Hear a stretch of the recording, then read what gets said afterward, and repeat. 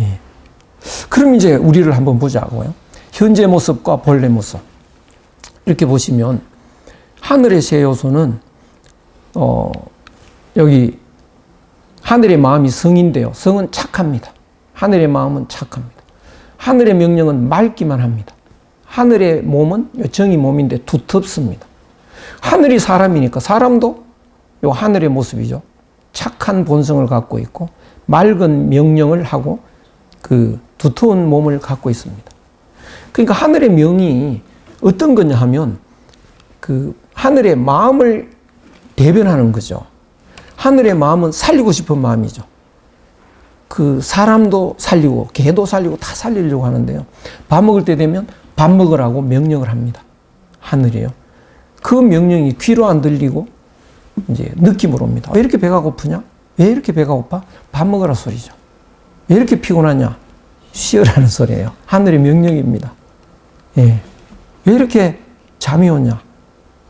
하늘이 자라는 거죠. 수업 시간에는 왜 하늘이 자라고 할까요? 수업 시간에. 어젯밤에 그렇게 자라고 했는데 밤새 고스톱 치느라고 잠을 안 잤습니다. 이제 죽을 지경이야. 사는 게 중요합니까? 수업이 중요합니까? 사는 게 중요하죠. 그러니까 수업 시간이라도 자라는 겁니다. 운전하고 있는데 이거 죽을 지경이야. 지금 어제 너무 피로해가지고. 그러다가 너 몸 망해서 죽어. 운전 멈추고 좀 자라.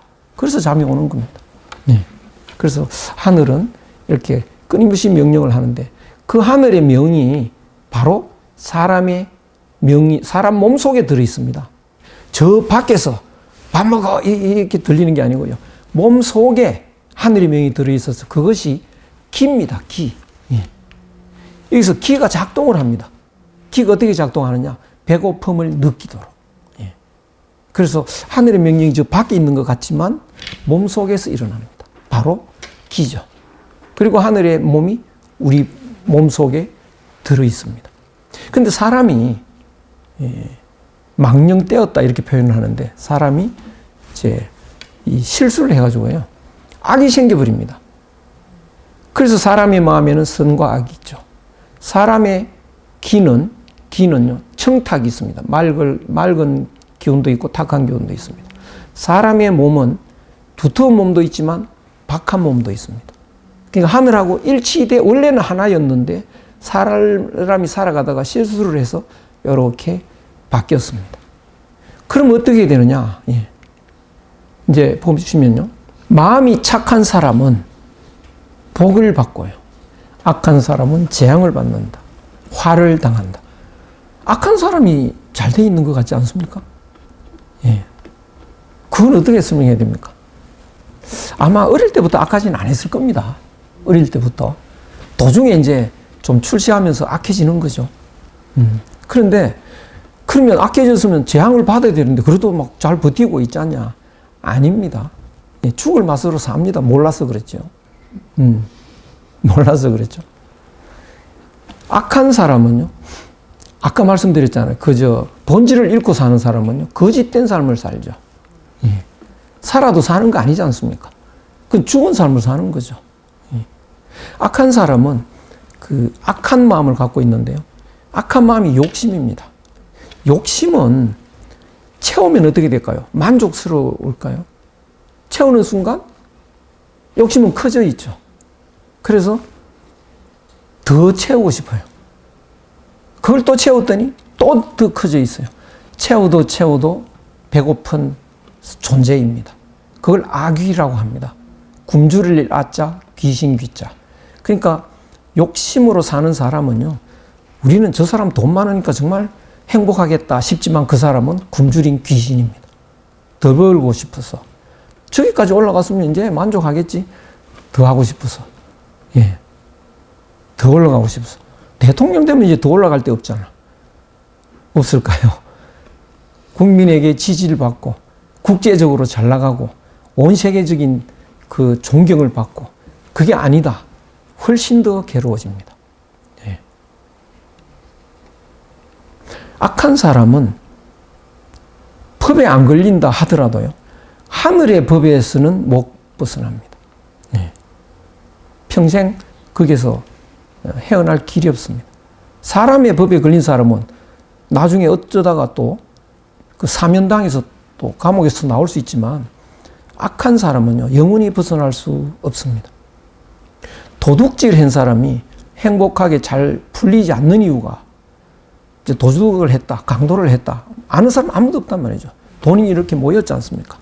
그런데 사람은 그냥 사는 게 아니고요. 의식이라는 걸 갖고 사는데 의식에다가 삶의 방법을 만들어 넣어 놓고 그 방식대로 살아갑니다. 그러니까 사람이 그냥 나는 난 자유자재로 산다. 그런 사람은 없습니다. 의식에 그 지배를 받는데요. 내가 홍길동한테 얻어맞았다라고 하면 의식에 홍길동은 나쁜 놈이라고 딱 그려놓죠.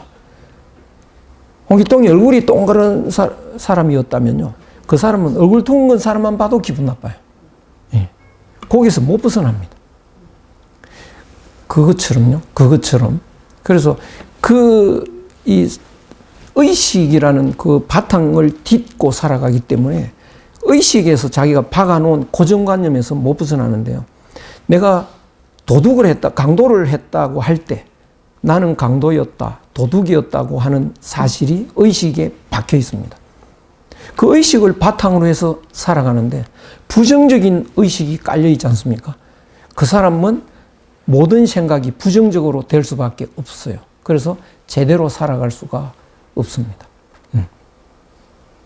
그 다음에 악한 사람은 뭐냐 하면 뻐꾸기 새끼를 기르는 뱁새 신세다. 이게 무슨 소리냐. 정말 텔레비에서 한번 보니까 처참하던데요. 뱁새가 알을 낳았는데 거기에 뻐꾸기가 와서 알을 낳아버려요.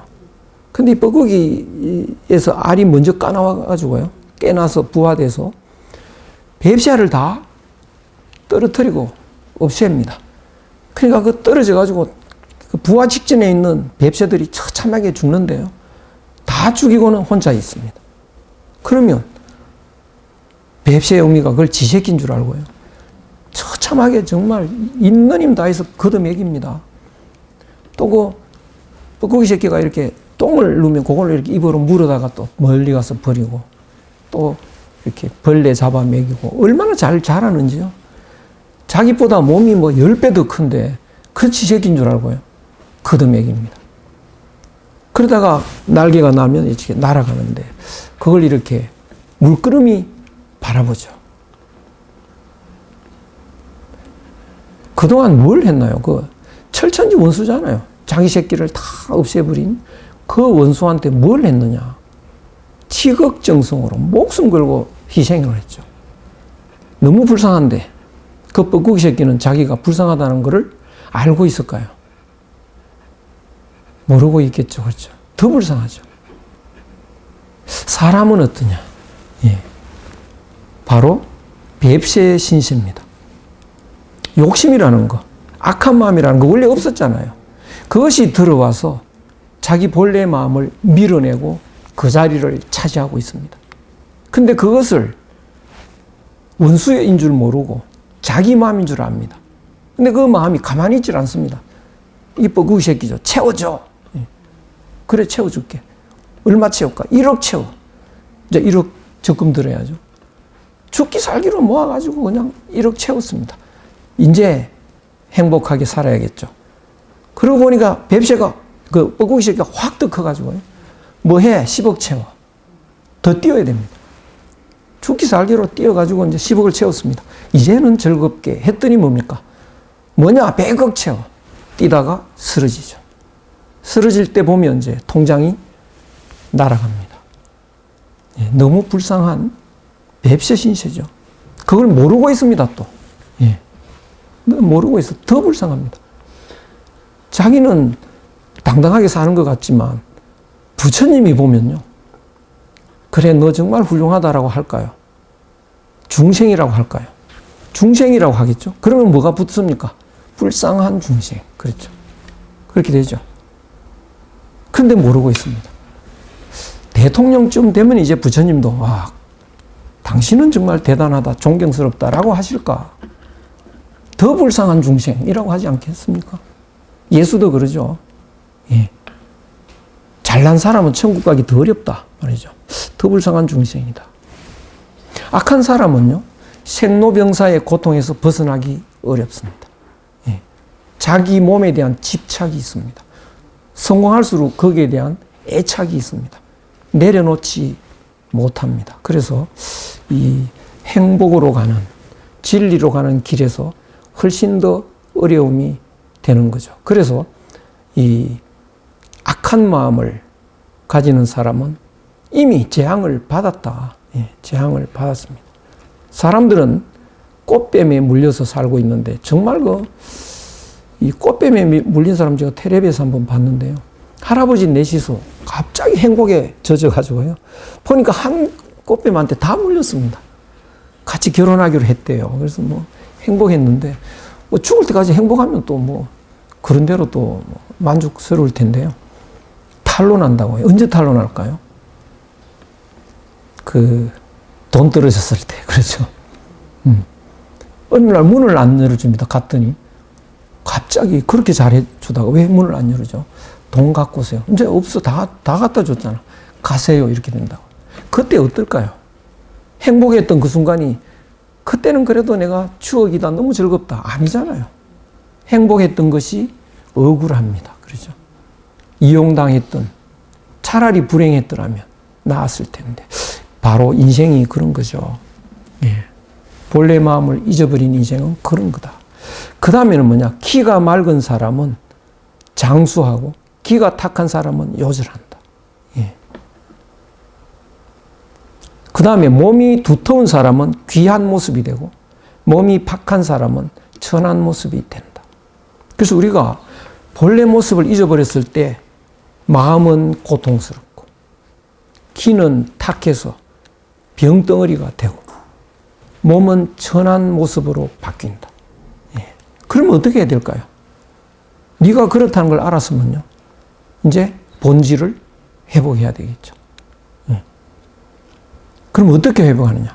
이제 세 가지입니다. 첫째는 악한 마음을 버리고 착한 마음을 회복해야 한다. 예. 악한 마음을 버리고 착한 마음을 회복해야 한다. 착한 마음과 악한 마음은 이제 어떻게 설명하느냐 하면 그 밑에 보면 본질과 거짓 이렇게 제가 분류를 해놨는데요. 본질적인 삶을 잊어버리지 않는 경우와 그걸 잊어버리면 이제 가짜죠. 본질적인 삶을 사는 사람들은 모두 하나인 줄 압니다. 예. 그러나 본질을 잊어버리면 각각 남남인 줄 알죠. 본질을 가지면 본심을 가집니다. 거짓된 사람은 욕심으로 살아갑니다. 본심을 가지면 서로 사랑을 하죠. 거짓된 사람은 경쟁을 합니다. 본질을 안 잃어버린 사람은 영원한 삶을 삽니다. 본질을 난 안 잊어버리고 있다. 그러면 영원한 삶을 산다. 당신도 죽을 텐데. 그런 생각이 들죠. 죽는다는 건 사실은 돌아가는 건데요. 돌아가는 것도 싫지 않습니까? 난 돌아가기도 싫다. 바로 욕심에서 나오는 판단입니다. 욕심이 없어지면 죽는다는 개념이 없어집니다. 그것이 이제 왜 영생이니까요. 거짓된 사람은 이제 사멸하는 거죠. 그래서 사멸하는 사람과 영생하는 사람으로 양분할 수 있습니다. 그러니까 나라는 사람이 어떻게 살아가느냐? 욕심으로 살아간다면 그 욕심에 갇혀 있는 사람은 사멸하는 겁니다. 예. 그래서 죽을 때쯤 되면 발버둥 치죠. 사멸하기 싫었어요. 그런데 영생하는 사람은 죽을 때 웃으면서 죽습니다. 예. 안 죽는 거니까.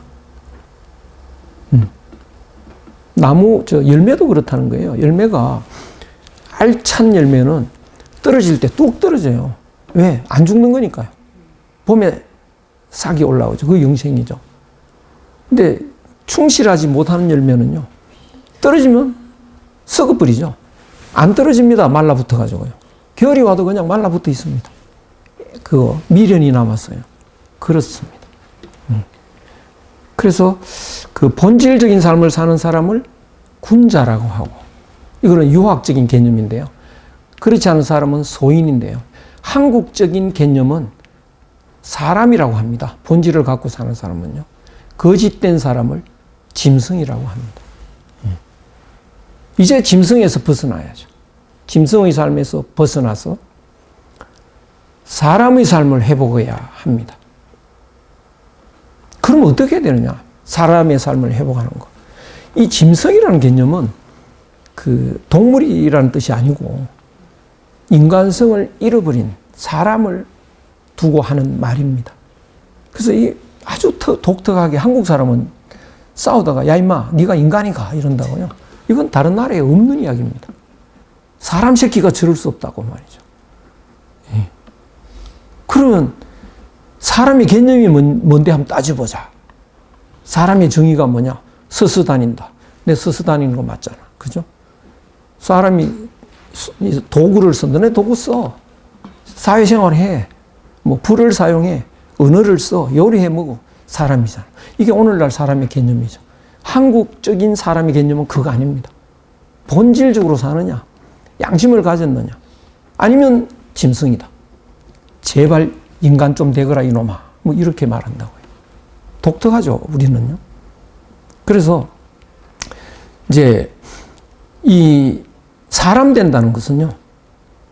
본질을 회복하는 거고 유학에서 군자 되는 거고 불교에서는 뭐가 되는 건가요? 예, 부처님 되는 겁니다. 그래서 절에 가면 인사할 때 성불하세요 뭐 이러지 않습니까?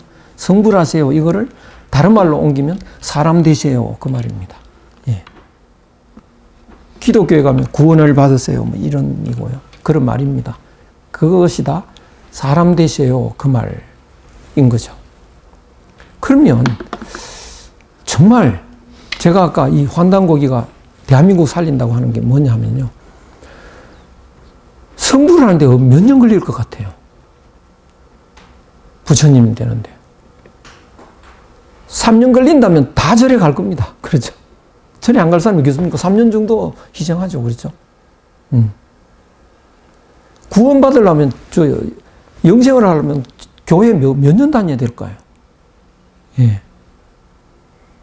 하여간, 간단치 않습니다. 그런데 우리나라는 뭔가요? 21일. 예. 곰이, 진짜 곰 아닙니다.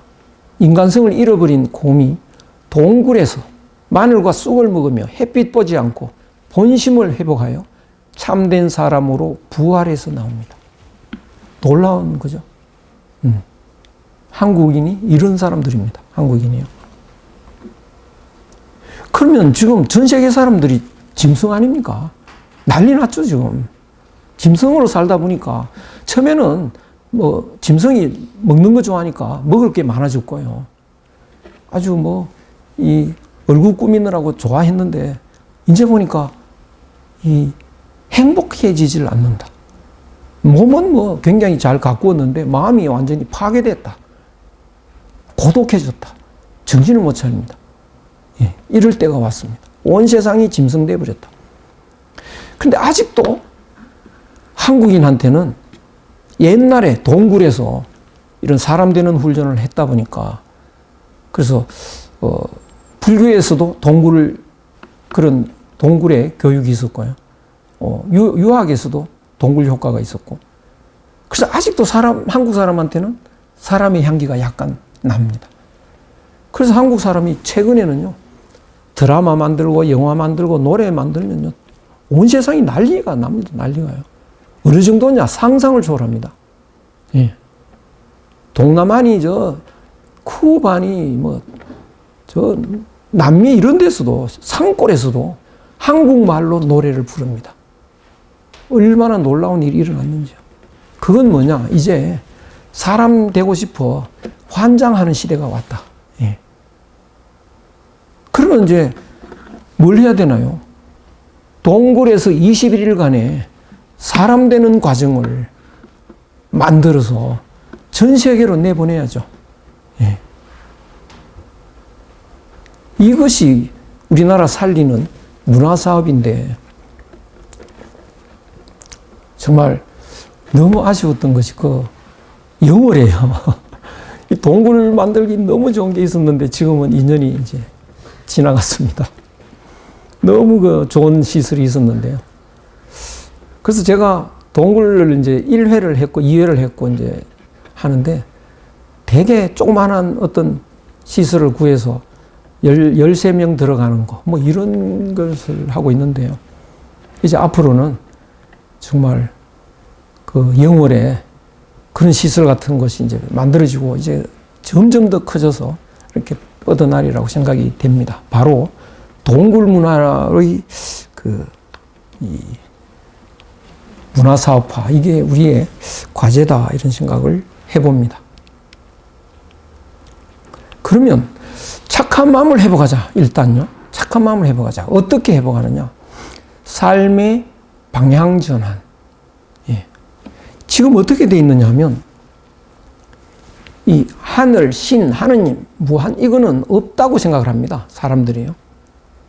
있는 건 이것만이라고 생각을 합니다. 오늘날 그렇게 됐죠. 하늘이 뭐냐, 신이 뭐냐. 무한자입니다. 무한자. 알고 보면 굉장히 간단합니다. 나라는 것은 유한자죠. 유한한 시간을 산다고요. 1951년에 태어나서 2000 몇 년에 죽겠죠. 이 유한한 시간을 내가 산다는 것은 유한한 시간이 있어야만 가능해집니다. 내가 1951년에 태어났다고 한다는 것은 1951년 이전에도 시간이 있다는 것을 의미합니다. 시간이 없었다면 못 태어난다고요.